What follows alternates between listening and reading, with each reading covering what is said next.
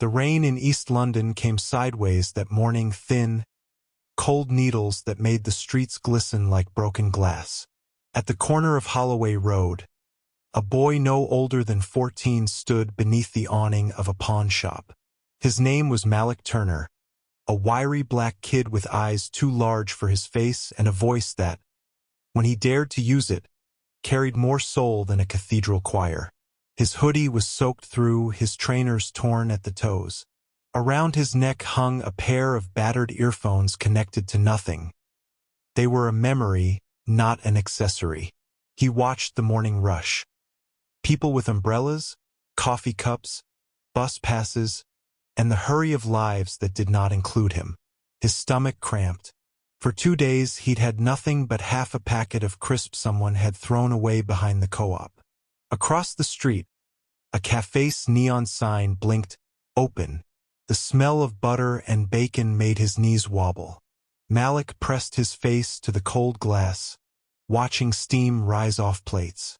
A middle-aged white man in a tailored coat glanced up from his coffee, frowned at the sight of the boy, and looked away. Malik swallowed hard, pushed open the cafe door, and stepped inside. The chatter dimmed. Chairs scraped. The waitress froze halfway between tables.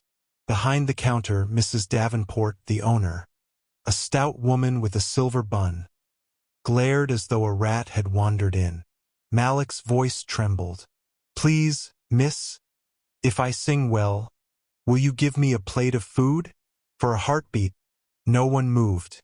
Then the cafe erupted in muffled laughter. A man near the window snorted. Mrs. Davenport folded her arms. "You'll sing for your supper, will you?" she said, her tone dripping mockery. "What are you, Oliver Twist in a hoodie?" Laughter again. Malik flushed deep brown red.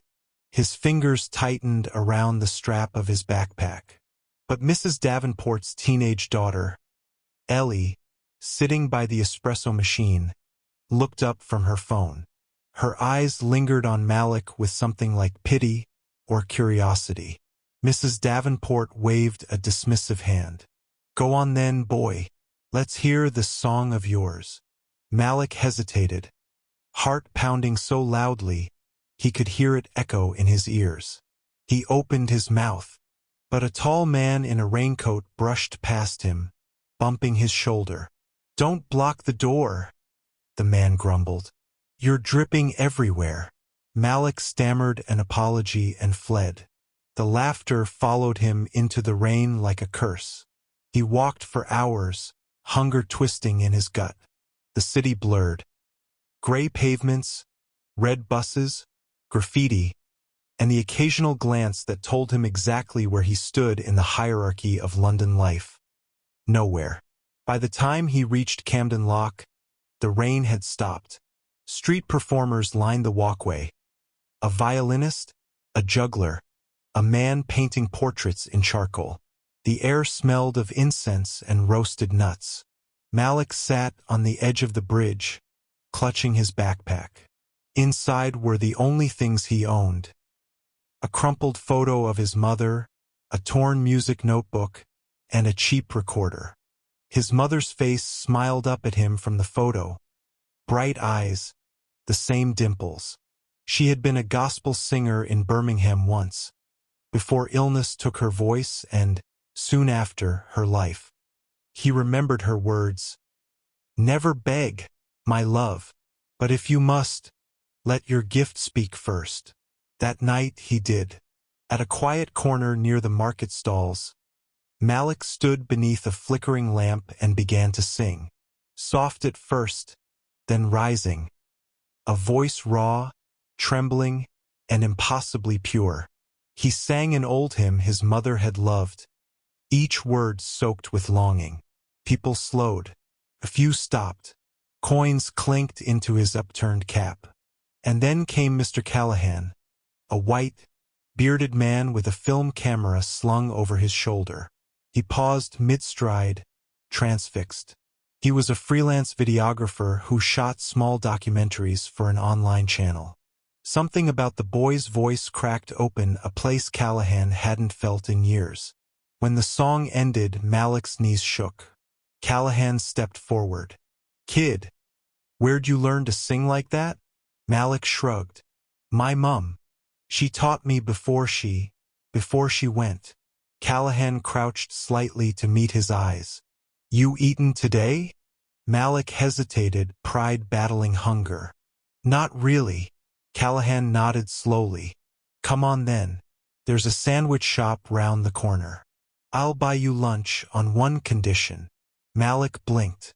"What condition?" "Sing for the camera while we walk." A door cracks open. That's how the first clip appeared online 2 days later. A shivering street boy walking through Camden, singing Amazing Grace between bites of a sandwich.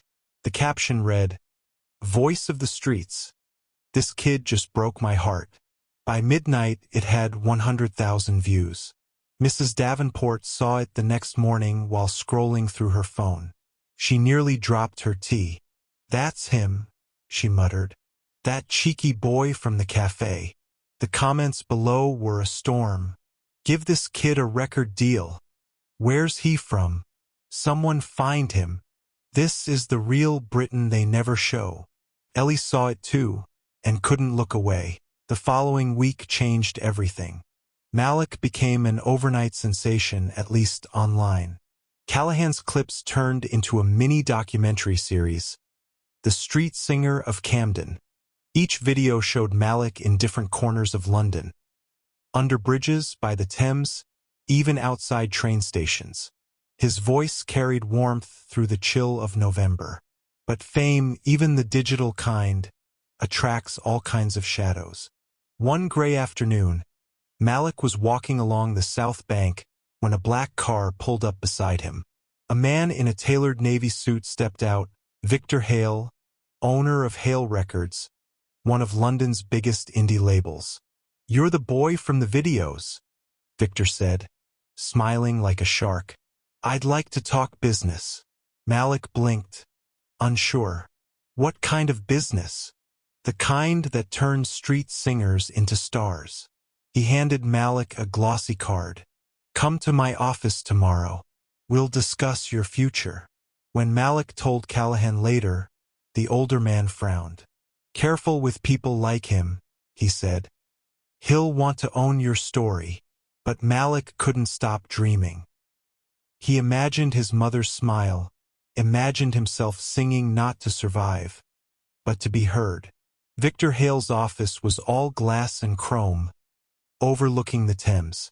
Malik sat in a leather chair that swallowed his small frame. Victor leaned forward. "Let's record a single. We'll clean up your look, maybe drop the sob story angle. Make it about talent, not pity. I'll handle everything. Just sign here." He slid a contract across the desk. The fine print looked endless. Malik hesitated. "Can I take this to Mr. Callahan first?" Victor's smile cooled. "Kid, opportunities like this don't wait. You either trust me, or you go back to singing for sandwiches." Malik's stomach nodded. Hunger had taught him to grab whatever chance appeared. He signed. A week later, Malik walked into Hale Records expecting a studio session. Instead, he found lights, cameras, and Mrs. Davenport, the cafe owner, standing beside Victor Hale, her smile tight as wire. "What's she doing here?" Malik whispered. Victor patted his shoulder. "We're filming a before and after feature. Real emotional stuff, you know. The cafe boy who made it. Adds spice to your story." Mrs. Davenport's eyes gleamed. "Told you I'd see you again." The cameras rolled. Malik sang, but halfway through, Hale cut the music. "Not enough emotion," he barked. "Think of your days begging. Cry if you must." Laughter from the crew. Malik froze. He realized they weren't filming his rise. They were recreating his humiliation. His story, twisted into entertainment. He tore off his headphones and ran. Callahan found him hours later by the canal, shivering and furious. "They used me," Malik muttered. "Made me sing like a joke." Callahan crouched beside him.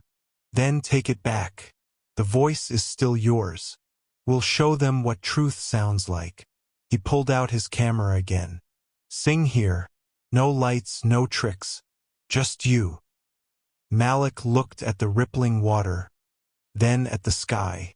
He began softly, a gospel lament his mother had written in her notebook. When the world forgets your name, heaven still remembers your song. The sound carried across the canal, raw and trembling, echoing off the stone bridges and drifting into the streets above.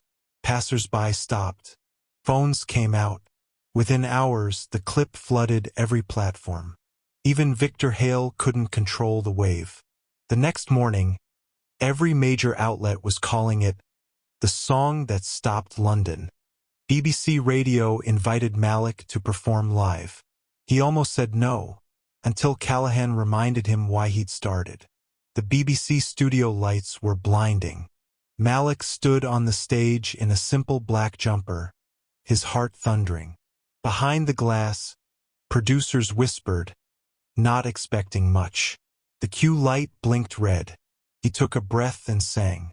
No backing track, no auto-tune, just his voice, rising, trembling, then soaring with a power that silenced the entire room. Viewers across the UK stopped mid-sentence. People in cafes looked up from their phones. Even Mrs. Davenport, cleaning her cafe, froze as the sound came through the radio. When the final note faded, the studio was utterly still. Then applause. Real, unforced, thunderous. The host wiped a tear. Malik Turner, he said softly, you've just reminded us all what music's supposed to be. After the show, Malik stepped outside into the cold London air. Reporters swarmed. Fans shouted his name. But through it all, he spotted someone pushing through the crowd. It was Ellie Davenport, breathless and holding a small lunchbox. I made this for you, she said, cheeks flushed. It's from Mum's Cafe. She wanted to apologize. Malik opened the box.